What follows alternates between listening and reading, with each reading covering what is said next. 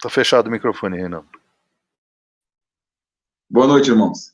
Graças ao Senhor, mais uma vez estamos aqui, falar do Senhor, né, na sua palavra. Hoje vamos iniciar a carta de Paulo aos Filipenses, uma carta cheia com muito amor, né, de Paulo aos irmãos de Filipos. E vamos ver muitas coisas especiais, envolvendo a unidade, envolvendo as afeições, envolvendo a nossa vida como cidadãos dos céus. Então, bastante coisa interessante que o Senhor vai nos guiar. E outras coisas que o Espírito Santo também pode trazer, né? Ele que guia todas as coisas, nos ajuda em tudo. Vamos à graça?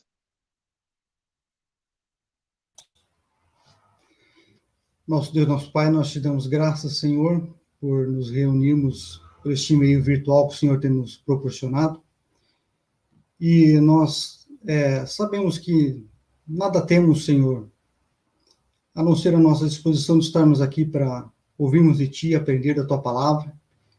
E nós nos declinamos, Senhor, nós nos colocamos a nossa vida diante de Ti, para que o Senhor possa nos usar de acordo com o Teu Espírito Santo. Muito obrigado por tudo, que nós possamos ter essa uma hora que vai passar, Senhor, que a gente possa ter aprender de Ti e que possamos ser edificados. Muito obrigado por tudo, em nome de Jesus Cristo, seu Filho amado.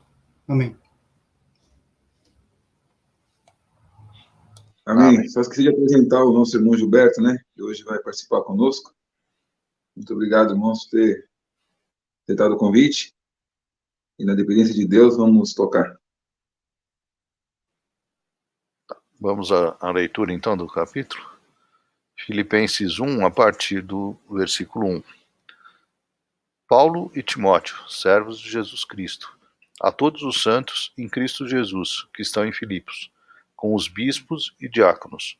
Graças a vós e paz da parte de Deus, nosso Pai, e da do Senhor Jesus Cristo. Dou graças ao meu Deus todas as vezes que me lembro de vós, fazendo sempre com alegria oração por vós em todas as minhas súplicas, pela vossa cooperação no Evangelho desde o primeiro dia até agora, tendo por certo isto mesmo, que aquele que em vós começou a boa obra a aperfeiçoará até o dia de Jesus Cristo. Como tenho por justo sentir isto de vós todos, porque vos retenho em meu coração, pois todos vós fostes participantes da minha graça, tanto nas minhas prisões, como na minha defesa e confirmação do Evangelho. Porque Deus me testemunha das saudades que de todos vós tenho, em entranhável afeição de Jesus Cristo. E peço isto, que a vossa caridade abunde mais e mais em ciência e em todo conhecimento, para que aproveis as coisas excelentes, para que sejais sinceros e sem escândalo algum até o dia de Cristo, cheios de frutos de justiça, que são por Jesus Cristo, para a glória e louvor de Deus. E quero, irmãos, que saibais que as coisas que me aconteceram contribuíram para o maior proveito do Evangelho, de maneira que as minhas prisões em Cristo foram manifestas por toda a guarda pretoriana e por todos os demais lugares. E muitos dos irmãos no Senhor, tomando ânimo com as minhas prisões, ousam falar a palavra mais confiadamente, sem temor. Verdade é que também alguns pregam a Cristo por inveja e porfia, mas outros de boa mente, uns por amor, sabendo que fui posto para a defesa do Evangelho. Mas outros, na verdade, anunciam a Cristo por contenção, não puramente julgando acrescentar aflição às minhas prisões. Mas que importa? Contanto que Cristo seja anunciado de toda maneira, ou com fingimento ou em verdade. Nisto me regozijo, e me regozijarei ainda. Porque sei que disto me resultará salvação, pela vossa oração e pelo socorro do Espírito de Jesus Cristo, segundo a minha intensa expectação e esperança, de que em nada serei confundido. Antes, com toda a confiança, Cristo será, tanto agora como sempre, engrandecido no meu corpo, seja pela vida, seja pela morte. Porque para mim o viver é Cristo, e o morrer é ganho. Mas, se o viver na carne me der fruto da minha obra, não sei então o que devo escolher. Mas de ambos os lados estou em aperto, tendo desejo de partir e estar com Cristo, porque isto é ainda muito melhor. Mas julgo mais necessário, por amor de vós, ficar na carne. E tendo esta confiança, sei que ficarei e permanecerei com todos vós para proveito vosso e gozo da fé, para que a vossa glória abunde por mim em Cristo Jesus, pela minha nova ida a vós. Somente deveis portar-vos dignamente conforme o Evangelho de Cristo, para que, quer vá ou vos veja, quer esteja ausente, ouça acerca de vós, que estáis no mesmo espírito, combatendo juntamente com o mesmo ânimo pela fé do Evangelho. Em nada vos espanteis dos que resistem, o que para eles, na verdade, é indício de perdição, mas para vós de salvação, e isto de Deus. Mas a vós vos foi concedido, em relação a Cristo, não somente crer nele, como também padecer por ele, tendo o mesmo combate que já em mim tendes visto, e agora ouvis estar em mim.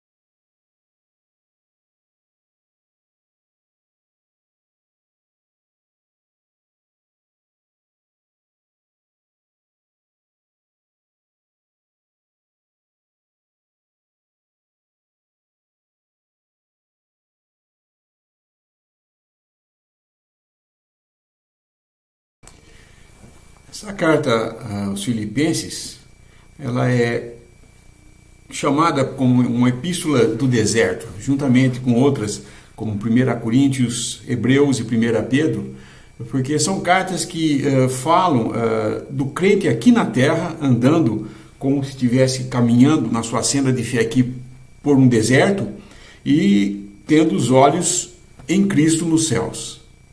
Nessa situação, o cristão andando aqui no mundo, como um peregrino, andando por uma terra deserta, mas rumo aos céus e tendo os olhos levantados para lá, né? Por isso é a carta do deserto que eles falam, que é nós caminhando aqui nesse deserto enquanto aguardamos o dia em que ele virá nos buscar, né?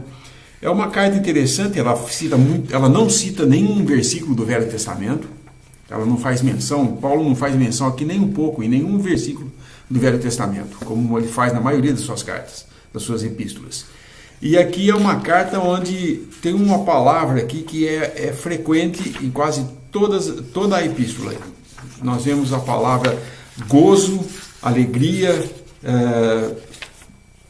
regozijo, são palavras recorrentes nessa epístola. Por isso que muitos chamam essa carta a epístola de devoção e gozo cristão, porque ele vai falar disso daí.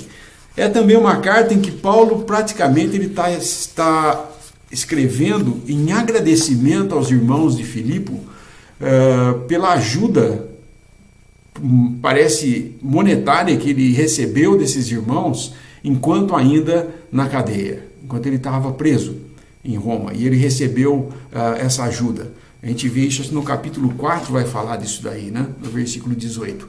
E levando em consideração que os irmãos nessa assembleia em Filipe não eram irmãos de muita posse também, como eram alguns, como em Corinto, em cidades onde eram mais prósperas, mas eles eram irmãos mais pobres, mas eles, por terem que trabalhar e talvez a vida deles serem mais assim intensa no trabalho por causa da falta de dinheiro, eles tinham que trabalhar mais, eles participavam do Evangelho, mas não no sentido de eles saírem junto com Paulo pregando o Evangelho, mas eles monetariamente ajudavam Paulo nesse Evangelho. E isso para nós seria também uma coisa importante nós entendermos, que nós necessariamente, para participarmos do Evangelho, nós não precisamos largar tudo que temos e sair para a rua aí pregando o Evangelho, esquecendo da família, esquecendo do trabalho, esquecendo de tudo, e achar que só isso é servir ao Senhor. Nós podemos continuar no nosso trabalho do dia a dia, fazendo as nossas coisas, e naquilo que nós não podemos sair para visitar ou pregar o Evangelho, ou mesmo visitar assembleias, ajudar assembleias que estão novas na sua formação ainda, ajudar doutrinariamente, nós podemos colaborar com aqueles que fazem isso, que nós sabemos que o Senhor levanta homens que fazem isso, que se dedicam a viajar, a visitar, passar um tempo com os irmãos, instruir, consertar algumas falhas que possam ter, auxiliar em alguma necessidade e dificuldade de entender ou de procedimento de alguma coisa, né? Isso é importante.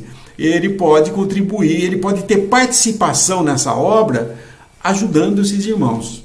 Isso é compartilhar com os irmãos e participar dessa obra que ele menciona aqui no versículo 5. Nós vamos comentar quando chegar lá. Ele fala, pela vossa cooperação no Evangelho. Nós não precisamos estar embrenhados no Evangelho, mas nós podemos estar comprometidos com ele, fazendo uma cooperação, sendo cooperadores do Evangelho. E isso influi, então, ajudar. E eles fizeram isso desde o primeiro dia que conheceram Paulo e, pelo jeito, até aquele momento que Paulo escrevia a carta, eles continuavam nessa prática. O que Paulo estava basicamente agradecendo a eles por essa disposição e esse entendimento que eles tinham e esse amor pelas coisas do Senhor. E, aliás, nessa carta também, ele vai mostrar, principalmente nesse primeiro capítulo, a vida cristã tendo como base o Senhor. Né?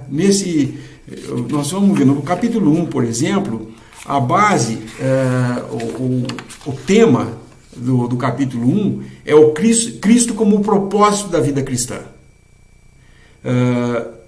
No capítulo 2, Cristo vai ser o padrão da vida cristã. No capítulo 3, Cristo como o prêmio da vida cristã.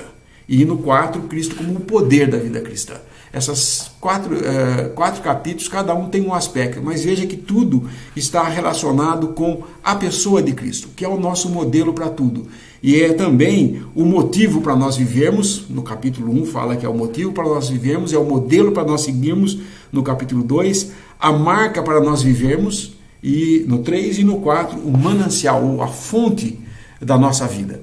Então, esse estudo, eu creio, dessa epístola é importante para nós, porque vai nos ensinar muito sobre o crente aqui no mundo, em devoção a Cristo e no gozo de ser cristão. Muitos encaram, às vezes, o cristianismo como sendo um peso, né? Eu vou me virar cristão, daí minha vida vai ficar diferente, um monte de coisa que eu não vou poder fazer, vou ser perseguido, e acha que a vida é um problema, a vida cristã. Mas o verdadeiro cristão que enxerga o que é ser salvo por Cristo Jesus, e que a vida que ele tem agora foi graça de Deus comunicada a ele para a salvação, porque fazia parte do propósito eterno de Deus, de chamar, de nos eleger lá antes e agora nos chamar, nos justificar e um dia nos glorificar. A obra de Cristo não começa no novo nascimento e termina quando cremos e somos selados. Ela continua, ela vai lá para frente. Ela vai até o momento em que, depois de transformados no arrebatamento e com corpos glorificados, nós voltaremos com Cristo mostrando ao mundo a glória de Deus por meio da igreja, agora sua esposa, que então brilhará por esse mundo e revelará essa glória ao mundo do milênio aqui, onde Cristo estará reinando em justiça. Essa compreensão faz com que nós, cristãos, tenhamos gozo de ser cristãos e não ser pesarosos. Eu sou cristão, não posso fazer isso, não posso fazer. O cristão que pensa que a vida de cristão é o que eu não posso fazer, ou o que eu gosto de fazer, que eu não posso, que é ruim, e não entendeu o que é ser cristão. Cristão é viver na vida que Cristo deu para nós, para servi-lo como servos, porém nunca ele nos chamou de servos. Prestem atenção nisso. Ele nunca falou, vocês agora são servos. Deus nunca pediu para nós sermos servos. Antes, ele nos salvou quando nós éramos servos do mal, do pecado e do diabo, e nos libertou para agora sermos libertos em Cristo Jesus para servir a Deus. Então, o serviço aqui não é um serviço de escravidão, mas de voluntariedade e de consideração e de reconhecimento pelo que Ele fez por nós. E nós podemos, então, viver uma vida de gozo, sim, como cristãos. E é uma vida que é abundante, porque não é uma vida apesar de nossa vida aqui nesse deserto ser cheia de altos e baixos, os altos e baixos são por causa da nossa carne, na realidade. Porque o propósito de Deus era que a vida normal cristã fosse de gozo o tempo todo. Como Paulo. Vemos Paulo aonde aqui escrevendo essa carta? Com todo esse gozo que ele está falando, onde ele estava? Circunstâncias dele, qual eram as circunstâncias dele? Preso. Ele estava preso. Mas ele considerava isso a graça de Deus de deixar ele preso lá, porque ali ele podia pregar o evangelho, e ali foi onde ele escreveu todas as cartas, essas cartas do deserto, todas foram escritas nesse período em que ele esteve preso, e ele não podia sair, então ele escrevia cartas aos irmãos, e pela graça de Deus, nós temos em nossas mãos essas cartas como os oráculos de Deus, né? As epístolas de Paulo nos trazendo todas as bases da doutrina cristã. Só até aí.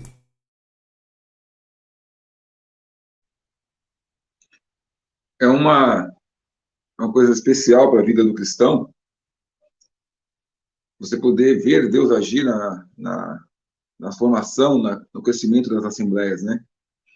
Eu e o Haroldo aqui tivemos privilégio de perto ver Deus trabalhando e formando duas assembleias, a Carapicuíba e a Guarulhos, né? Então isso nos liga de alguma forma, nos dá uma ligação mais profunda, mais íntima às coisas do Senhor, no trabalho. Então, quando eu estou em Carapicuíba, eu vejo os irmãos que eram em São Paulo lá, então é uma comunhão que a gente tem mais próximos uns dos outros, e é como se eu estivesse no mesmo lugar, né? Então, a gente é muito próximos uns dos outros. Somos mais unidos, nos conhecemos bem, entendemos as dificuldades, os problemas, e juntos temos mais forças para enfrentá-los, porque a nossa comunhão, as lutas que passamos juntos, né, nos ajuda a ver melhor as coisas e o Senhor, e ver Deus agir, né, que é o mais importante. E Paulo aí, com os filipenses, teve uma experiência também muito especial com eles, né?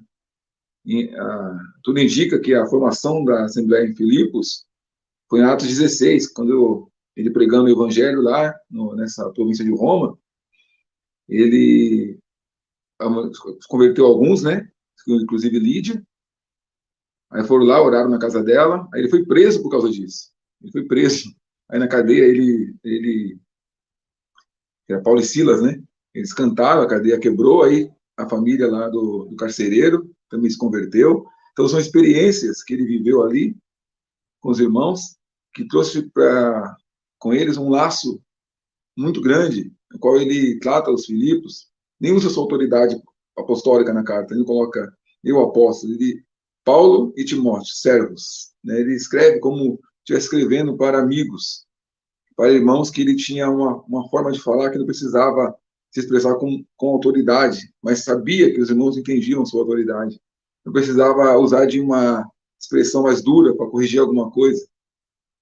Nessa carta vamos ver uma relação de irmãos que querem uma afeição mais íntima, que desejam ver o outro crescer na graça. Ele fala Paulo e Timóteo, quer dizer, mostrando também que ele está com um irmão aqui. É uma expressão de afeição, uma carta que mostra quando nós nos alegramos, né? Ele até fala no início, né? Dou graças a Deus cada dia que me lembro de vós. Isso é muito bonito. Dou graças a Deus, né, ao Senhor, cada dia que me lembro de cada um de vós. Nós lembramos das coisas que Deus fez através de nossa vida, assistimos Deus formando as assembleias com seu poder, com a sua força, e nós apenas como servos, como ferramentas de Deus. Então são coisas que nos ligam de forma especial, que nos faz entender um propósito tão grande que é ser cidadão celestial nesse mundo, olhando para os objetivos de Cristo e se alegrando, tendo gozo disso, não é mesmo? Como é bom poder ver um irmão na Assembleia que entra de uma forma e vai crescendo na graça, no conhecimento de Deus, vencendo as dificuldades, juntos, unidos. Então é uma carta de agradecimento pela oferta que ele recebeu de Filipos, que não tinham, mas ajudavam, mostrando para eles a unidade, como é importante ser unido, que embora na dificuldade nós somos cidadãos dos céus e Deus opera coisas grandes em nossa vida. Não porque temos poder, porque somos alguma pessoa importante no mundo, mas nas coisas do Senhor. Cada um de nós tem esse privilégio de ser participante, né, das coisas de Deus. E quando nós olhamos para o irmão, como também dessa forma, como participante, juntamente conosco, nessa obra maravilhosa que Deus está fazendo, que ele começou a boa obra, né, vamos falar sobre isso depois, vai terminar em nós, podemos ver essa alegria, esse gozo de ver assembleias sendo formadas, irmãos chegando, a transformação que Deus faz em cada um de nós. Quando nós oramos pelos nossos irmãos, temos essa capacidade de lembrarmos de cada um e orarmos, citando o nome do irmão, nós conseguimos enxergar o que Deus está fazendo na vida dele, que pensamos neles, né? Dou graças a Deus cada dia que me lembro de vós. É muito bonito isso. Você poder, na sua vida, num mundo com tanto problema, com tanta dificuldade, viver a obra de Deus, ver as coisas que Deus está fazendo através da vida dos irmãos e ser participante disso. Paulo escreve aos Filipos uma carta de afeição, agradecimento nós vamos ver muitas vezes ele falando, né, sobre essas coisas e também alertando eles sobre aqueles que queriam dizer para eles: olha, Filipos, não é só a vida celestial, não. Tem coisa boa no mundo para a gente curtir também. Os que só pensam na barriga, né? No estômago, os que querem tirar esse gozo para nos colocar no sofrimento terreno, desejando as paixões desse mundo e tirar nosso foco do céu. Essa é uma das ciladas do inimigo que Paulo vai alertar aqui também nessa carta. Nós podemos viver o que somos no céu, ainda não manifesto, mas podemos viver aqui agora. Como?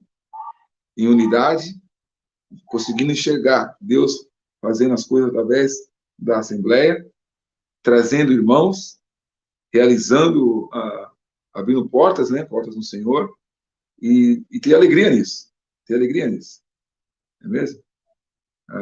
Nós vemos que a crítica, muitas vezes tem irmãos que criticam alguma coisa da Assembleia. E nós devemos perguntar quando fazemos alguma crítica, né? Qual é a minha participação nisso?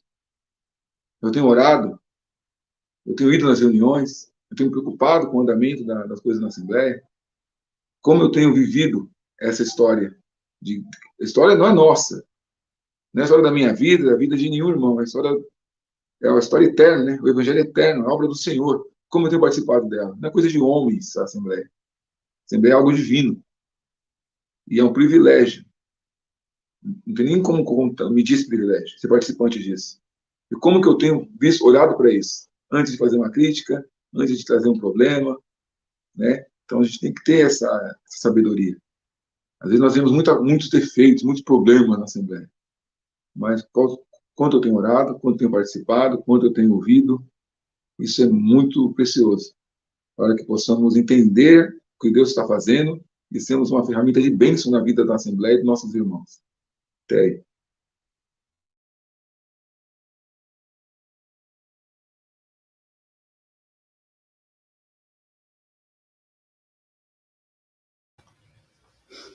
E é interessante que o Paulo, nessa saudação dele, ele diz assim, a todos os santos em Cristo Jesus, trazendo à tona esse relacionamento que nós temos, né, diante de Deus, né? Nós estamos em Cristo, né? Cristo Jesus. Quando Paulo geralmente usa Cristo Jesus, ele está colocando o título do Senhor antes do seu nome de humanidade, Jesus. Né? E isso indica que todo cristão está em Cristo Jesus. É interessante porque Deus vai olhar para nós pelo prisma de Jesus, né? Ou seja, ele vai, como Bruce Jensen diz, né, no livro que ele escreveu sobre a epístola, a pedra de toque de Deus é Cristo, né? E nessa epístola a gente vê mesmo o apóstolo Paulo colocando as prioridades corretas na vida, né? Ensinando para nós também, e aos santos ali daquela assembleia, quais são as prioridades que eu tenho que ter na minha vida, né? A partir do momento que eu sou cristão, que eu professo ser cristão, quais são as prioridades que eu quero ter para a minha vida, mesmo que isso possa trazer momentaneamente algum sofrimento, né? Mas a gente temos uma esperança de ter a nossa redenção, não somente agora, né, mas também futura, quando Cristo for manifesto. Até aí.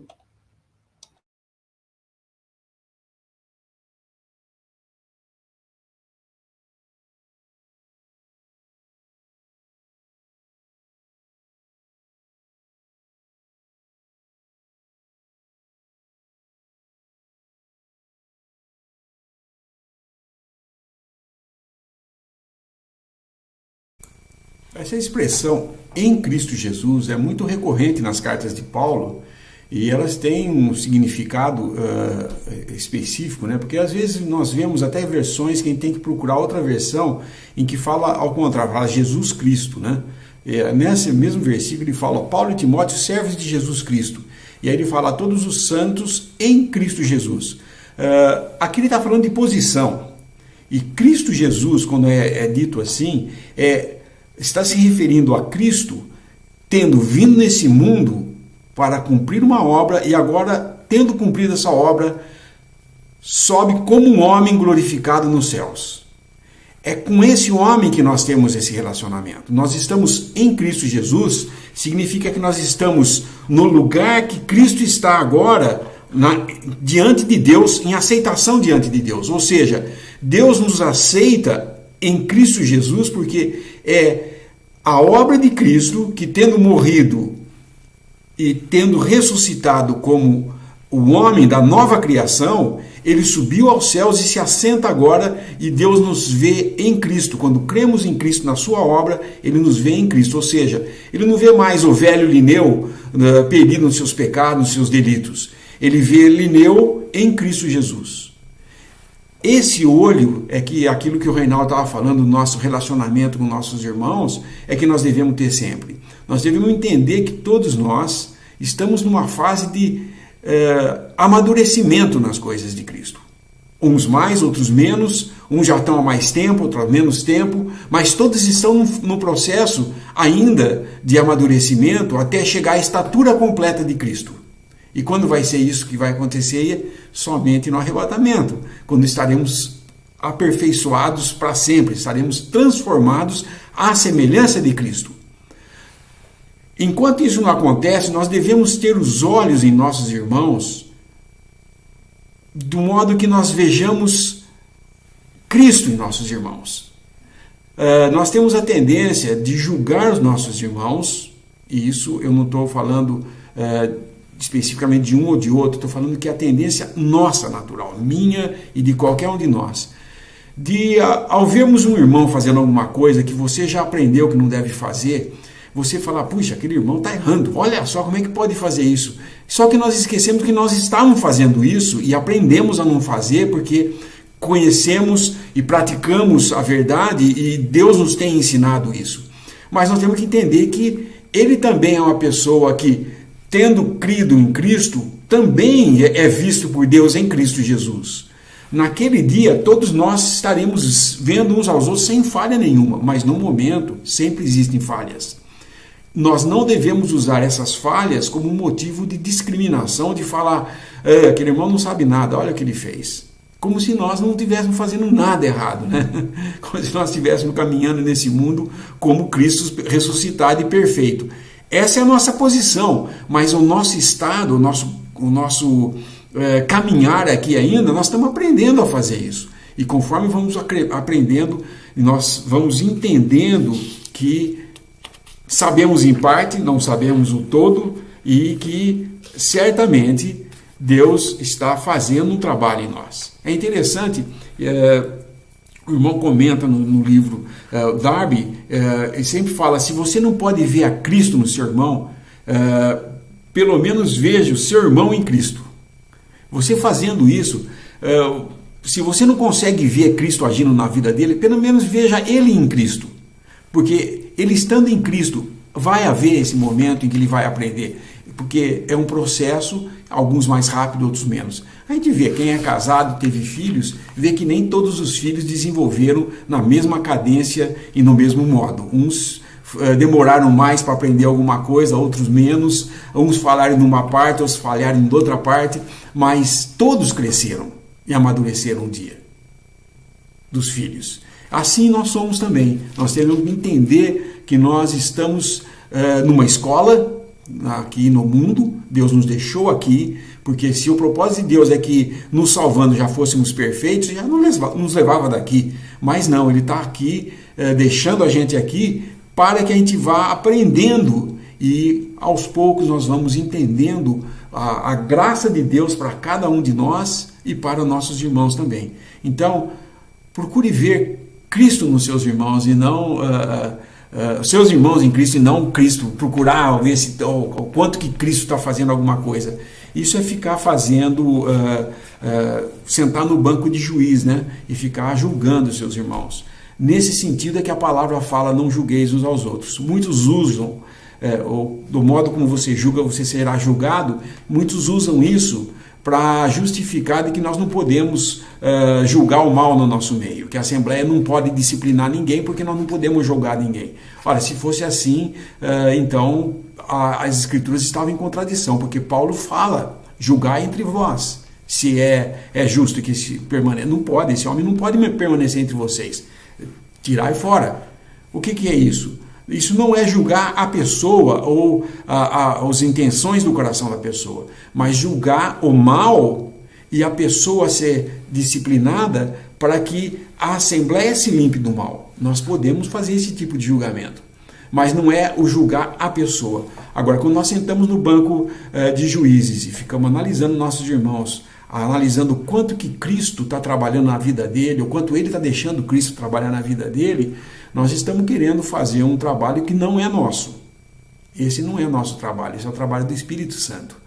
Nós temos apenas que ajudar nossos irmãos, compreender e entender nossos irmãos, de que cada um está tendo o seu exercício e Deus está tratando com todos e todos nós podemos chegar ao conhecimento. E se algum irmão é pego em alguma falha, nós que somos espirituais, diz a palavra, tratamos com ele com todo cuidado, no sentido de ganhar esse irmão e de levar ele para o caminho certo, mas não no sentido de oprimi-lo e praticamente tentar apagar alguma centelha de vida que tenha lá.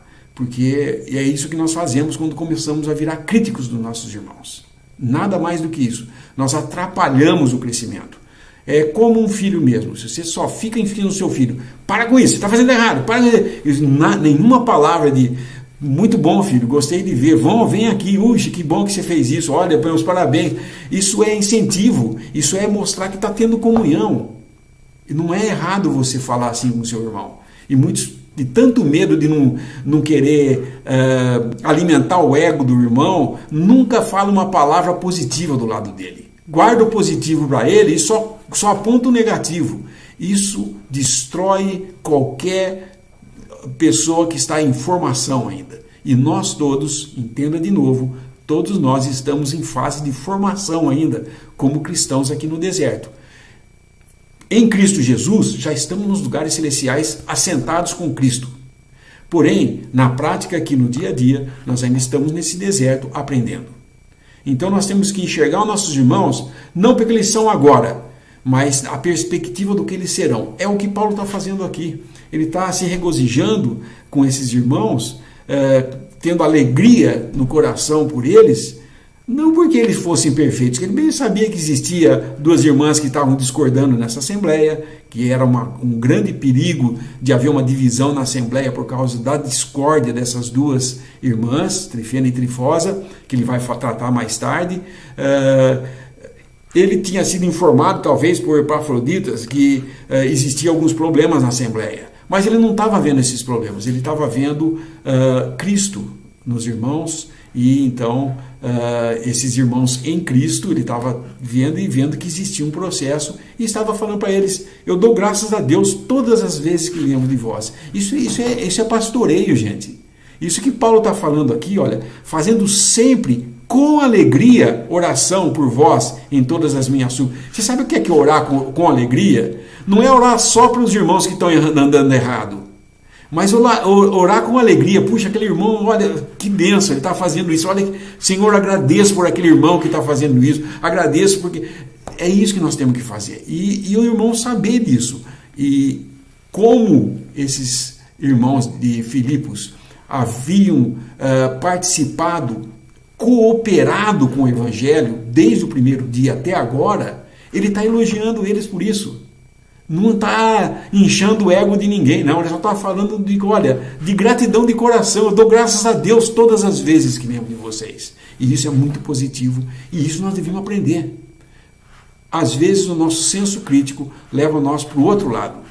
Nos fechamos na nossa justiça própria e acusamos os irmãos de não estar fazendo como eu sou. Isso é botar você como padrão de santidade, achando que você é muito santo. E fazendo isso, você não tem nada de santo. Porque, na realidade, o verdadeiro santo não é aquele que não faz nada errado, não. Mas é aquele que está separado para Deus, em comunhão com Deus. E você estando em comunhão com Deus, você nunca vai conseguir ser crítico do seu irmão.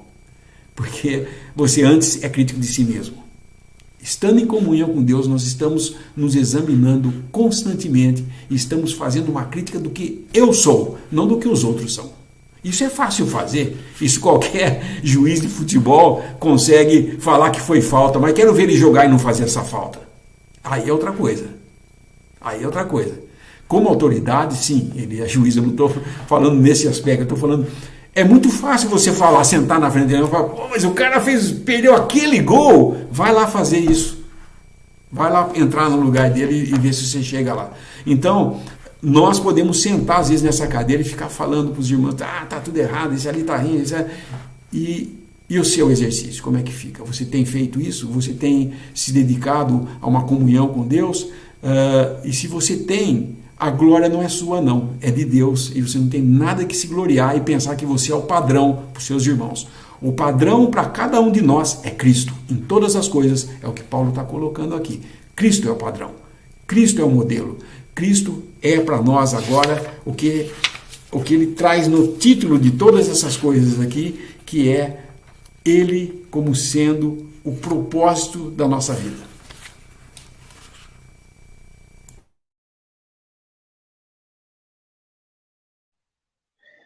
Você pode imaginar Paulo preso em Roma. Diz que Epafrodito, né? Se não me engano, se eu estiver errado, foi lá levar a oferta dos Filipos. Você pode esperar, ele podia esperar de Corinto, né? Uma oferta ali, os irmãos de Éfeso também, mas dos filipenses. Chega lá para ele: olha, os irmãos de Filipos estão te trazendo isso aqui, Paulo. Aí vem toda a memória da prisão quebrando, da família do carcereiro se convertendo, da Lídia, tudo que foi vivido, a pobreza deles e esse amor que, além de todas as dificuldades que eles viviam ali, ainda conseguirem agir e separar uma oferta e mandar para Paulo na prisão. Por que eles conseguiram fazer isso? Era do versículo 3 ou 4 do nosso capítulo aí, ele pede com amor. Eu acho que eu dei minha Bíblia aqui para pegar aqui. A Eliane está do meu lado aqui, eu estava lendo aqui no meu. Ele fala que o amor fraternal cresça. Isso, vai descendo aí.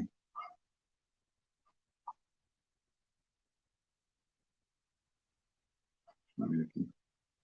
Desculpa, irmãos, aqui eu...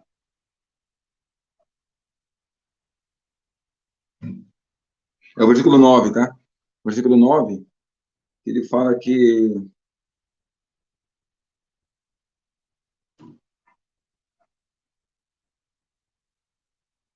Deus é testemunha da saudade que tenho de vós, né? E em entranháveis afeições de Cristo. E peço isso, que a vossa caridade abunde mais e mais em ciência e em todo conhecimento, para que aproveis as coisas excelentes, para que sejais sinceros e sem escândalos algum até o dia de Cristo. Essa vossa caridade seria o amor fraternal deles. Abunde, cresça cada dia mais neles. É esse amor que fez com que eles pudessem lembrar de Paulo e juntos, separar uma oferta e mandar para ele. Quando não há afeição, não há unidade. O amor fraternal não só nos une, como também nos guia para aprender e a crescer.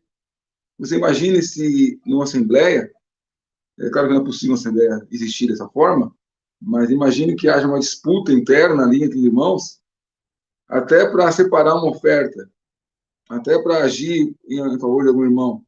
Então não vai acontecer nada, nada acontece, porque não há uma unidade.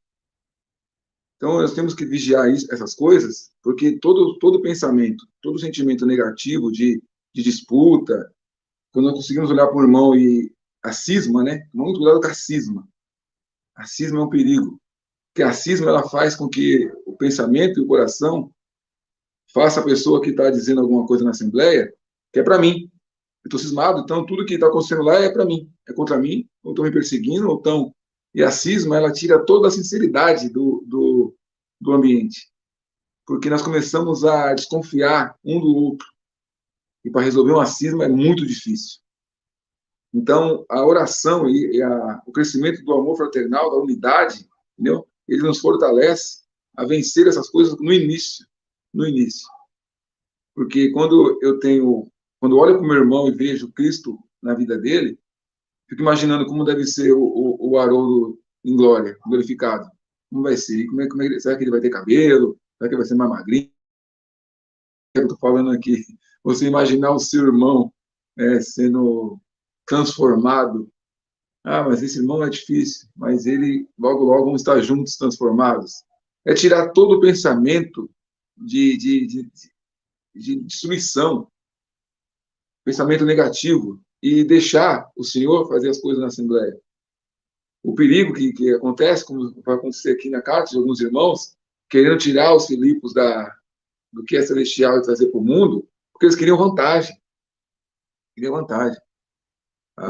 Quando algum irmão ou irmã quer na Assembleia receber notoriedade, e é esse o objetivo, é evidente que quando aquilo for, de alguma forma, impedido ou interrompido, ele vai ter problema com outros irmãos, não vai querer mais ir, não vai... Por quê? Porque o objetivo dele não é do céu, não é a unidade, não é ser servo, é ser destaque. Isso é um problema. Quem vai julgar isso é o Senhor. Não podemos julgar isso em alguém. Mas o Senhor vai julgar, através da oração, da palavra de Deus ali. Tem que revelar essas coisas no nosso coração.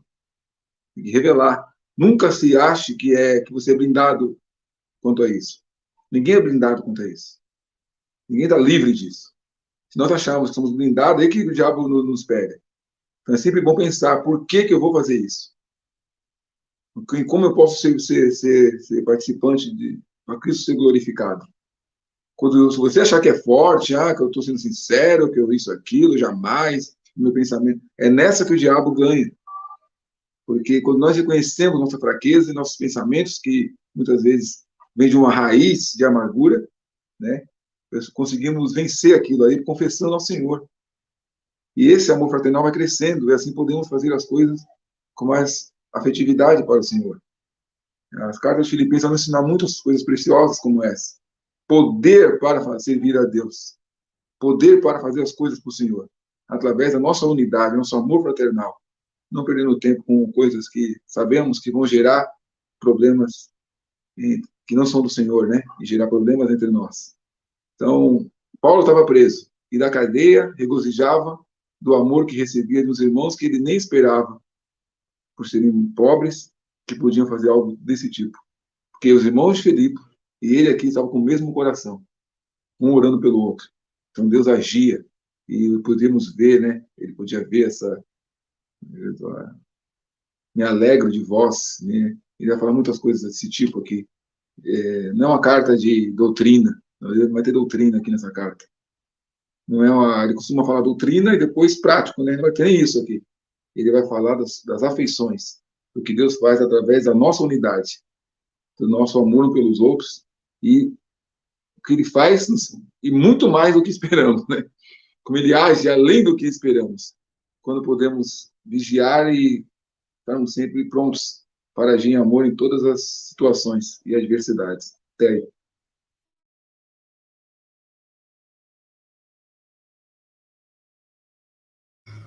O irmão Darby, né, ele dá 2 remédios, né, para esta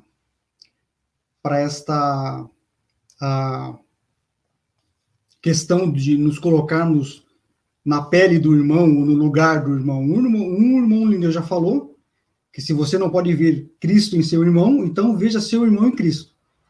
E o outro remédio, ele diz assim: eu vejo a carne em mim e Cristo em meu irmão. Isso é uma maneira de evitar conflito, né, e disputas que possam, porventura, vir a surgir dentro de alguma assembleia. Né? É eu usar, né, daquela...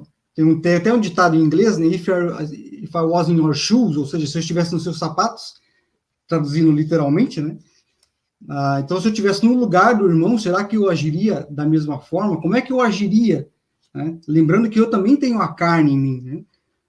Muitos cristãos pensam que, a partir do momento que eu crio no Senhor Jesus, então eu estou 100% santo, né, digamos assim, 100% sem falha nenhuma, vou ser agora um super-homem, vou colocar uma capa e não vou ter falha nenhuma na minha vida.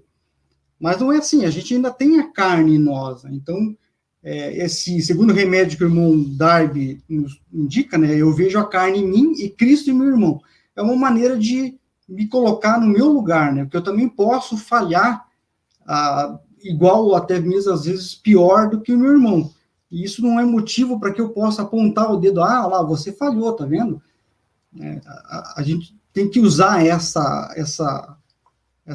ter essa consciência de que, do mesmo modo que o meu irmão falhou, eu também vou falhar, né?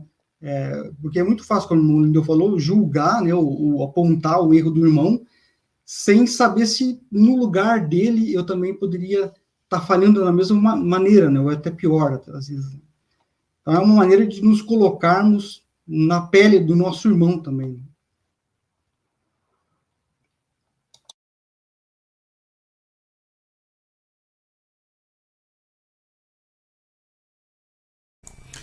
O Reinaldo usou a palavra cisma, né, no sentido de estar cismado ou desconfiado, né?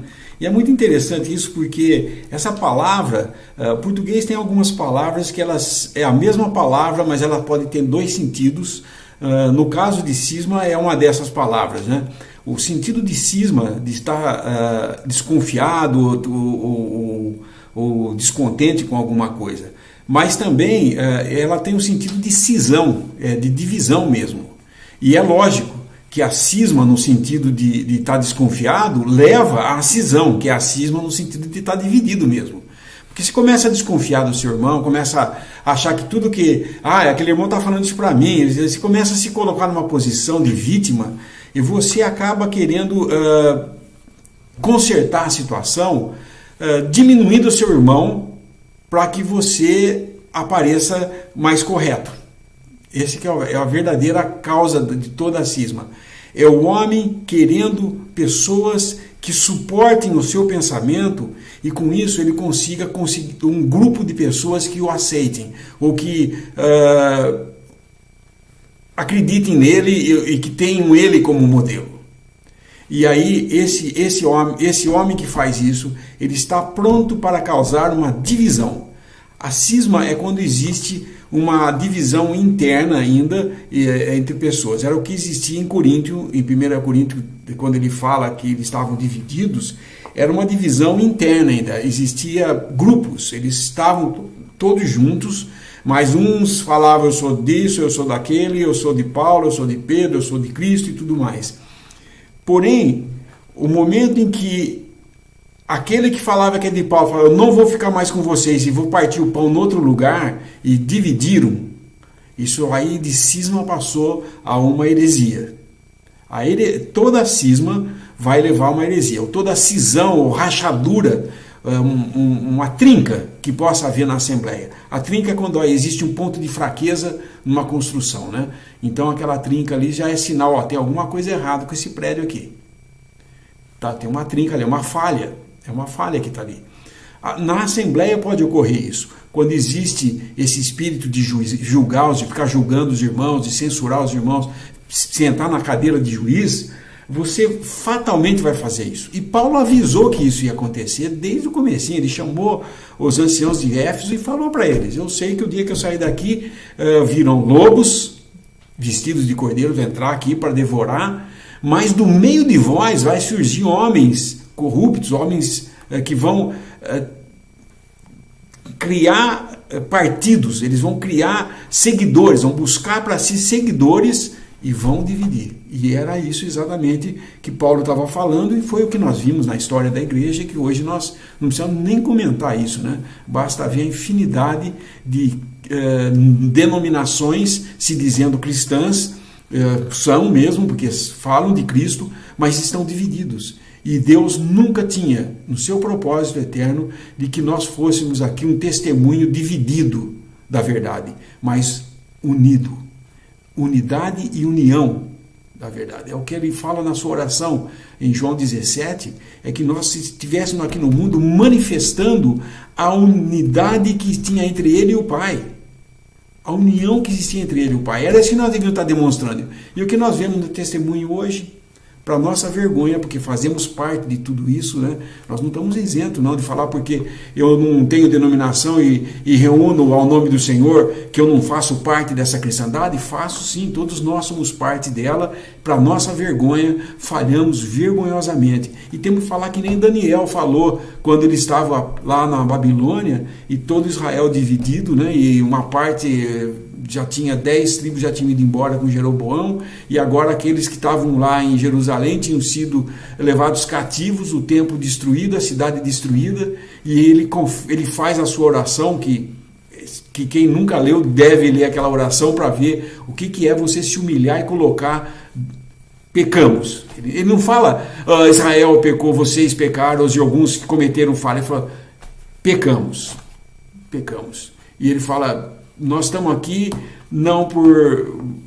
Se não fosse a misericórdia de Deus, nós estaríamos aqui. E nós temos que se colocar nessa posição, nos colocarmos nessa posição. Somos parte da igreja, nós somos a falha desse testemunho, nós vivemos ela, e por sua graça e misericórdia, um ou outro se aparta dos vasos de desonra que são na casa de Deus e se reúne somente ao nome do Senhor. Não dizendo que somos melhores ou que somos os únicos salvos, porque isso seria pior do que uma divisão, mas assumindo que estamos divididos, mas a expressão desse um só corpo pode ser feito através do partimento do pão, não estando ligado a nenhum nome, senão o nome de nosso Senhor Jesus Cristo. Então, isso é muito importante nós entendermos realmente isso que o Reinaldo falou é típico, é o início, é a semente de uma divisão, ou de uma cisão na Assembleia. Ficar cismado com os irmãos, desconfiado dos seus irmãos e não vendo Cristo neles. Nós temos que ver nossos irmãos em Cristo, e aí veremos cada vez mais Cristo neles também, assim como eles em Cristo, né?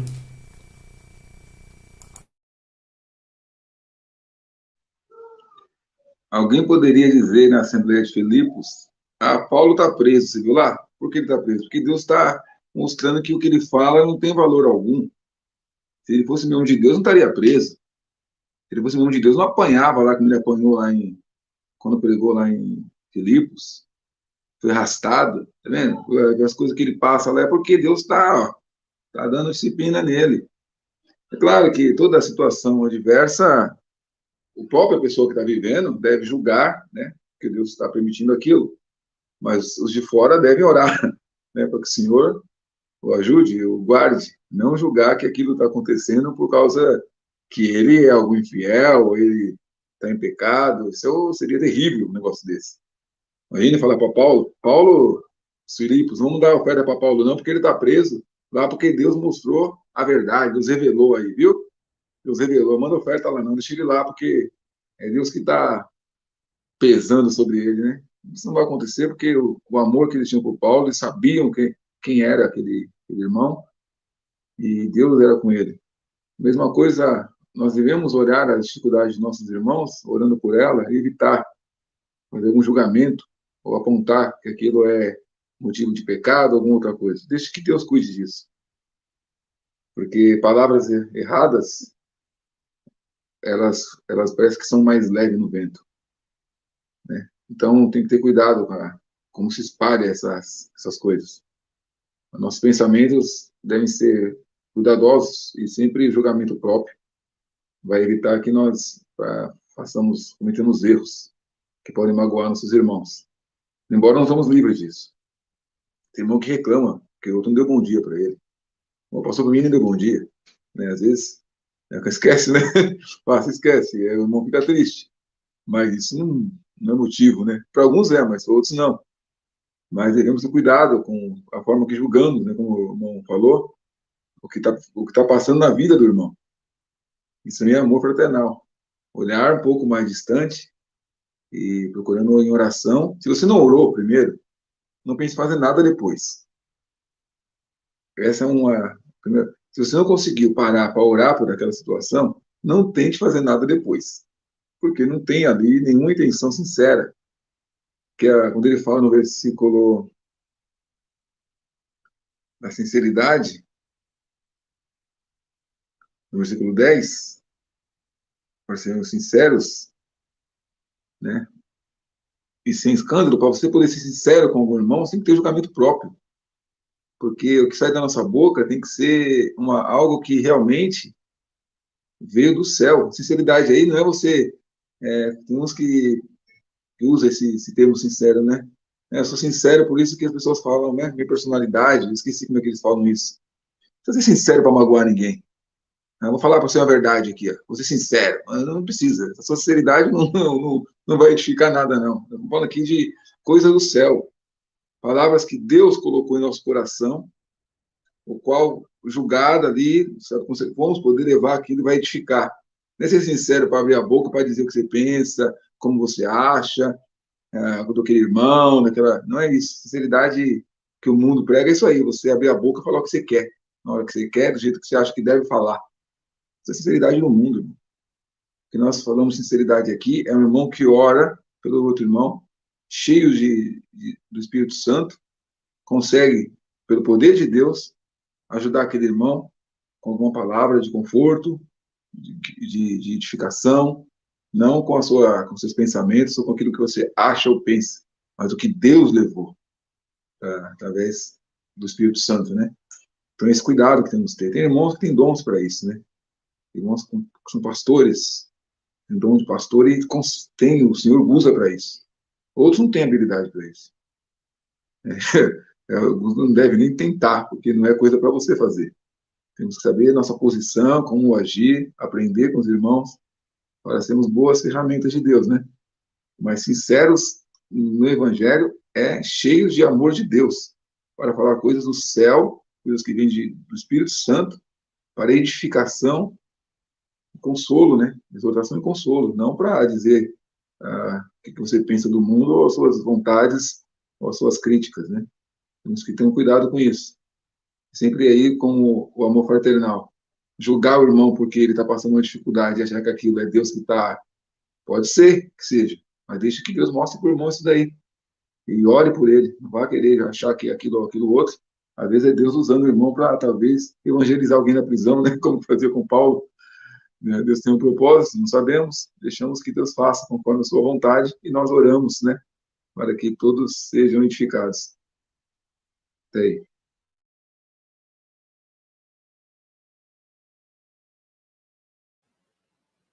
Então, irmãos, nosso tempo já está chegando ao final.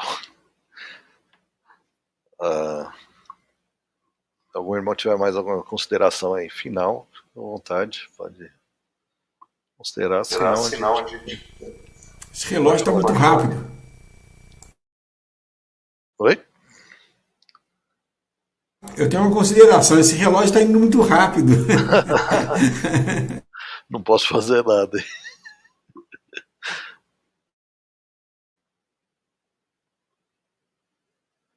Vamos então escolher um hino aí para...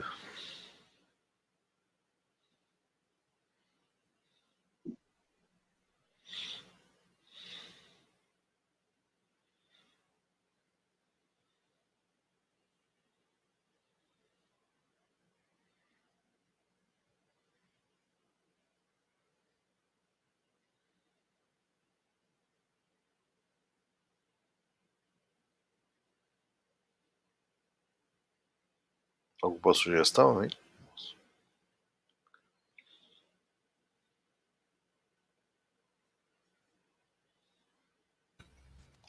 O 110, Mais de Ti, Jesus. Vamos lá.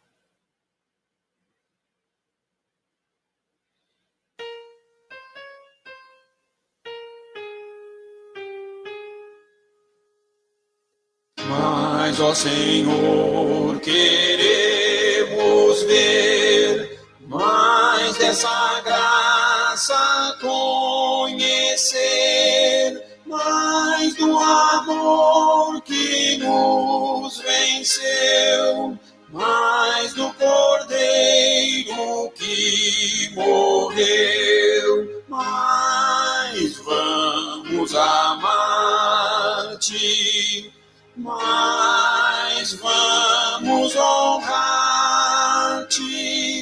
mais do teu ser vamos provar, mais nós iremos desfrutar. Mas, ó Jesus, vamos provar mais dessa comunhão sem par, mais de teus dons exercitar, mais tu irás nos dispensar, mais vamos amar-te, mais vamos honrar-te, mais do teu ser vamos provar, mais nós iremos desfrutar,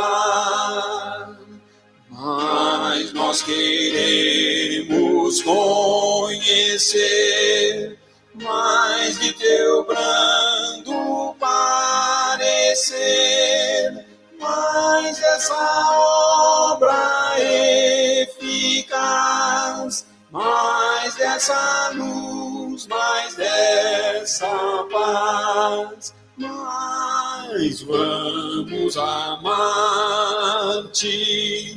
mais vamos honrar-te, mais do teu ser vamos provar, mas nós iremos desfrutar.